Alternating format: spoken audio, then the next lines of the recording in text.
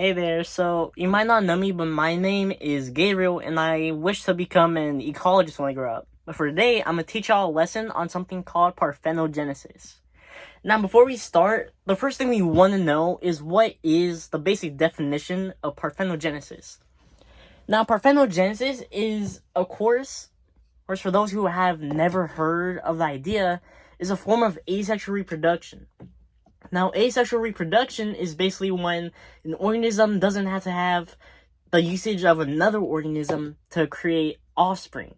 So, us humans, we're sexual reproducers, which means one person that's a male and another person that's a female had to go through the process to actually create an offspring. Asexual reproducers just need themselves as long as they're able to produce an offspring with what they're just given in as they begin life. Now, parthenogenesis is one of these methods of asexual reproduction. It's basically when an embryo develops from an egg that's unfertilized. And this whole process only needs one female. Now the thing is it's not possible in mammals. The reason for this is I'd like to make a little kind of idea of why it is in more simpler ways. So basically, in us mammals, take the egg as yeast that I use for baking. So the egg's the yeast. The area where the egg is contained within an animal, that would be the water you put the yeast in. Now, of course, just yeast and water alone, it's not going to be able to really produce much.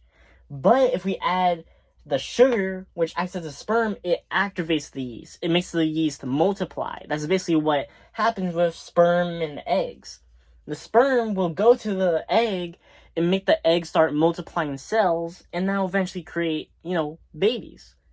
But for parthenogenesis, it just doesn't do that. There's no sperm from another organism required in parthenogenesis.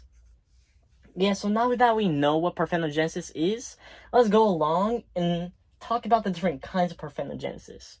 Alright, so there are 4 kinds of parthenogenesis. There are facultative parthenogenesis, obligate parthenogenesis, apomictic parthenogenesis, and automatic parthenogenesis. I struggle with pronouncing this one, but you don't gotta worry about it too much. You probably search up on something like Google Translate or something else, or look in the dictionary. Usually I have a little area that in parentheses that basically kind of gives an articulation of how you're going to say it.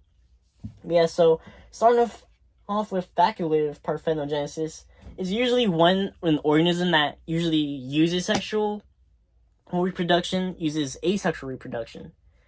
So, an example of this is the Komodo dragon. Now, the reason why they might do this is because there are no males present within the area. So, of course, because there's no males but females present, they can't go through sexual reproduction because that requires a male and a female. So, they're going to have to resort to parthenogenesis, asexual reproduction. Now, obligate is when there are no males at all in a species. Basically, the entire species is just female animals. Well, so their only way to actually reproduce is through parthenogenesis or asexual reproduction. Example of this is with the New Mexico whiptail lizard. Now, apomictic parthenogenesis is basically when the egg does not go through meiosis. Yes. Now, because of this, the egg doesn't get the other set of chromosomes. So basically, during reproduction, there's one set of chromosomes and the other set, and they kind of mix together to create the organism. Now, in apomictic, there is no meiosis, so there's no other set. There's just the one set from the egg of the mother. So this basically makes a clone of the mother. And then finally, automatic parthenogenesis is basically when there is meiosis, which means that there are both sets of the chromosomes. Now this means that there is not a clone of the mother. Example of this is the electric ant, or the little fire ant, I'm pretty sure. Yeah, the reason why this is cool for the electric ants is because of why they do this. So the ant queen of electric ants, they go through sexual reproduction and parthenogenesis for reproduction, particularly automatic, because of one main reason. Sexual reproduction, which, the ant queen and And the male ants will produce workers and soldiers and stuff. Basically, ants that will just do basic jobs in the colony. But parthenogenesis, for the electric ant, automated parthenogenesis, creates a new queen for the colony, which is just really cool to look at and see how all these different organisms might have reasons as to why they're using parthenogenesis. Which is, just a really nice thing to look at. Yeah, that's basically it for the kinds of parthenogenesis. Moving on, we'll be talking about things with our organism right here. So right here we have the Solodon. Now the Solodon is a underground dwelling lizard, or within in my theoretical ecology and stuff that I created.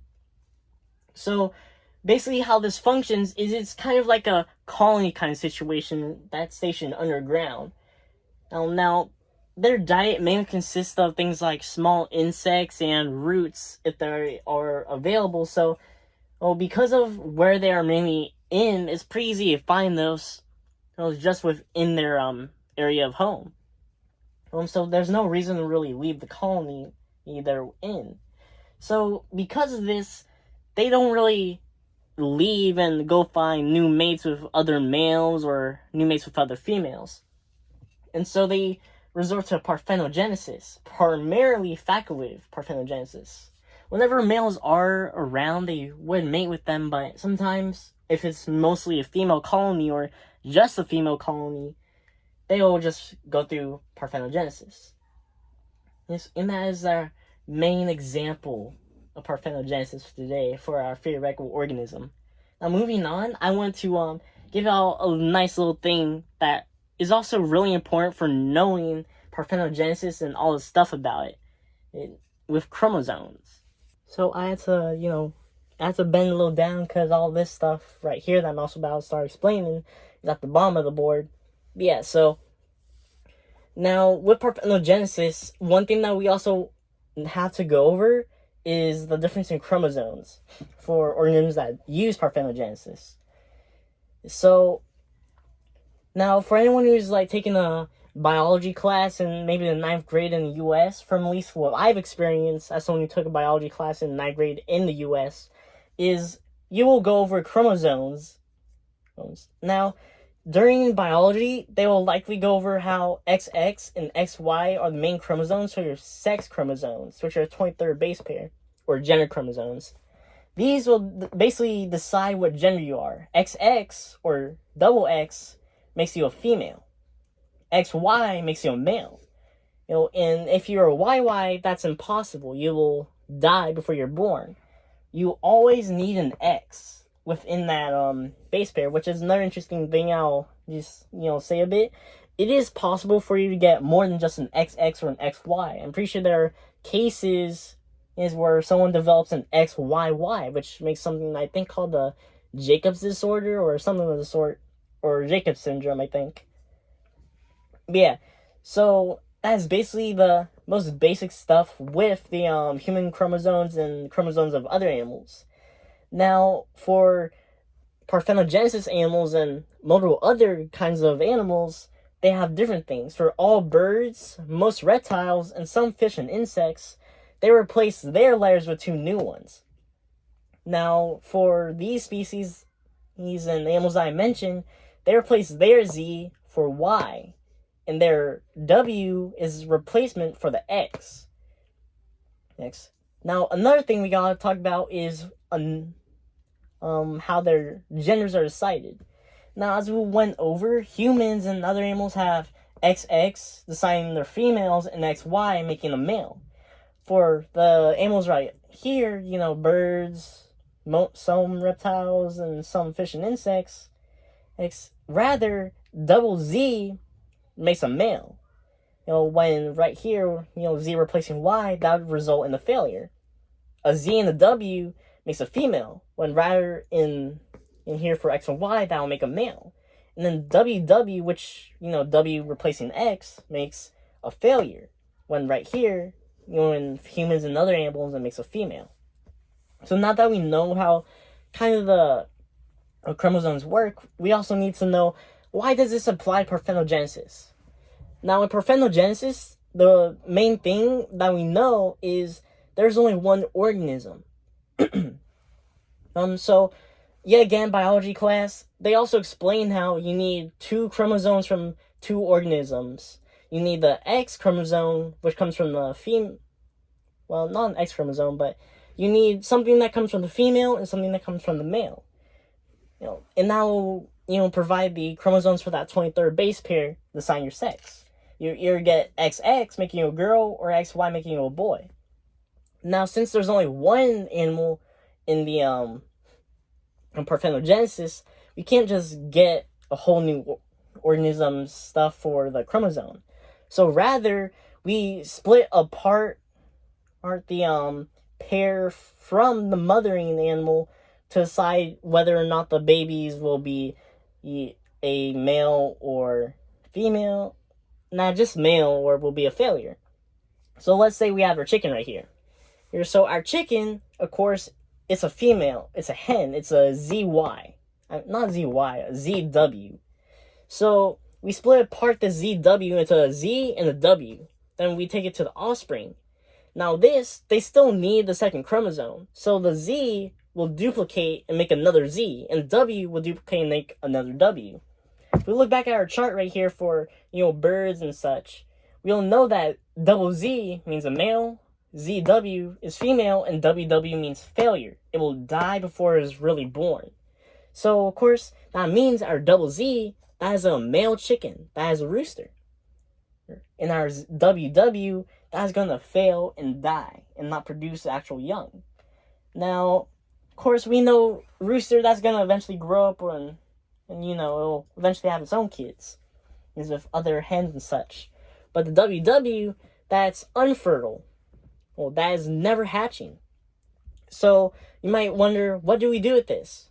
Well, we ship it off to stores, and we buy them and we cook them and eat them. These WW eggs that are failures, that are results of parthenogenesis, are what we eat as eggs.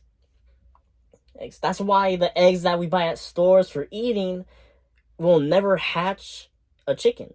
And they are impossible. They already have their chromosomes within the embryo, which is WW, and I don't think it's really possible to actually change that to give them like a Z in there to just give them some kind of syndrome chicken with some kind of thing going on with it.